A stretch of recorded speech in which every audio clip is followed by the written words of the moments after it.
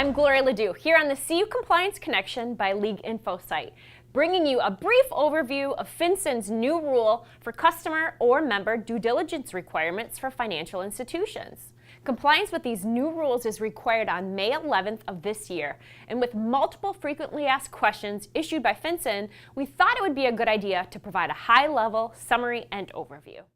Back in 2016, FinCEN, or the Financial Crimes Enforcement Network, issued new rules under the Bank Secrecy Act, or BSA, to clarify and strengthen customer due diligence requirements for financial institutions. These new rules created a new requirement for credit unions to identify and verify the identity of beneficial owners of legal entity customers or members.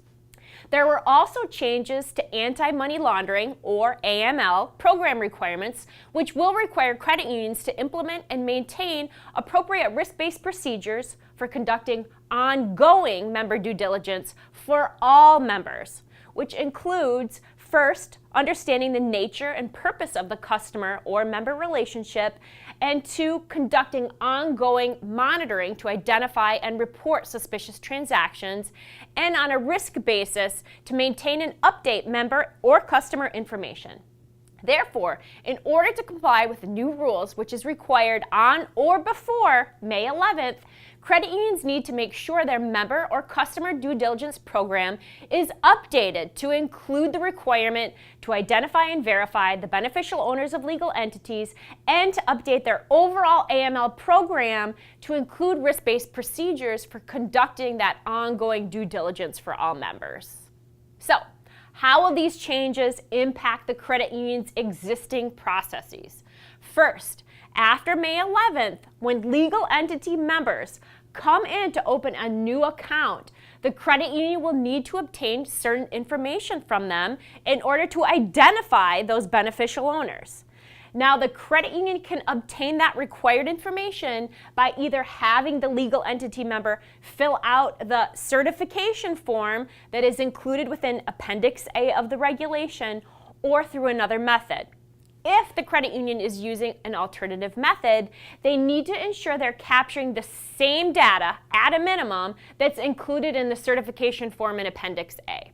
Additionally, if using an alternative method, the credit union will still need to obtain certification from the individual who's providing the information of its accuracy. For purposes of our review today, we will consistently refer to the use of the certification form, but viewers should know, as we just explained, that doesn't necessarily mean they have to use this form. The alternative method we just described is also permissible. This information can be obtained from the individual seeking to open a new account at the credit union on behalf of the legal entity member. So that may be an authorized signer. For those credit unions that plan to use a certification form within Appendix A, it's available on FinCEN's website in a fillable PDF or Word format. In addition to FinCEN's website, credit unions can find the fillable forms linked on their league or association's info site page under Customer Due Diligence and Beneficial Ownership within the Bank Secrecy Act channel. This page also provides additional resources, including the 2 sets of frequently asked questions that FinCEN has issued on the rules. On the slides is a screenshot of the fillable PDF certification form, so this will give credit unions an idea of what the form will actually look like. So who are we considering as our legal entity members? We're talking about corporations, LLCs, or other entities that are created by the filing of a public document with the Secretary of State or a similar office. Sole proprietorships and unincorporated associations are not legal entity members under the rules because neither of them are separate legal entities from the associated individuals. So there's no issue determining who the beneficial owner is.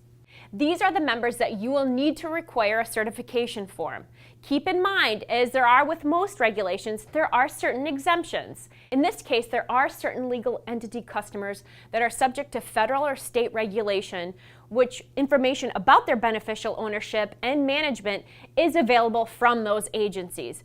And therefore, those entities are excluded from the definition, such as regulated financial institutions. When building your procedures, credit unions should keep that in mind.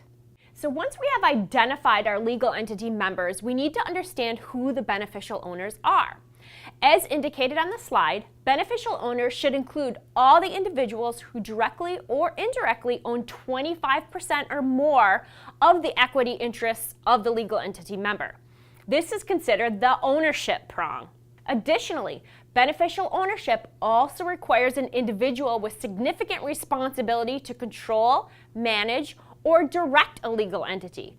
Some example positions for this role are listed on the slide, which include the CEO being the obvious one. This is considered the control prong. Both the ownership and control prong are required for beneficial ownership.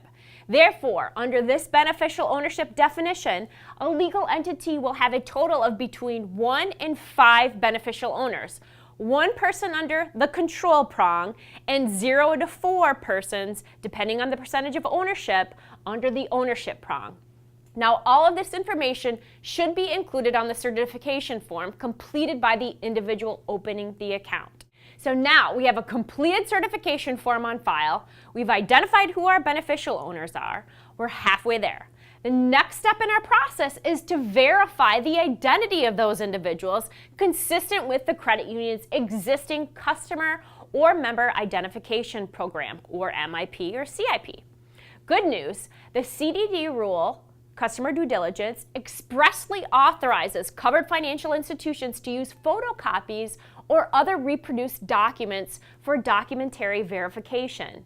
Credit unions will need to conduct their own risk-based analysis to determine the appropriate methods of verification and the appropriate documents, whether photocopies or reproductions, in order to comply with the verification requirements. What about credit unions' existing legal entity members?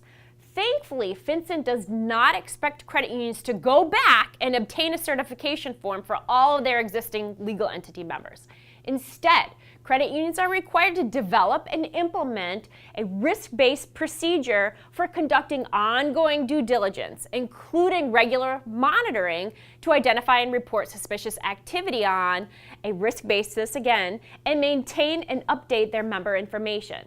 So keep in mind, credit unions can exercise discretion to collect or update that beneficial ownership information as often as they deem appropriate. But the obligation for the credit union to update and obtain that certification form, and obviously the subsequent beneficial ownership information, occurs when the credit union becomes aware of information about the member during the normal course monitoring that indicates a possible change of beneficial ownership.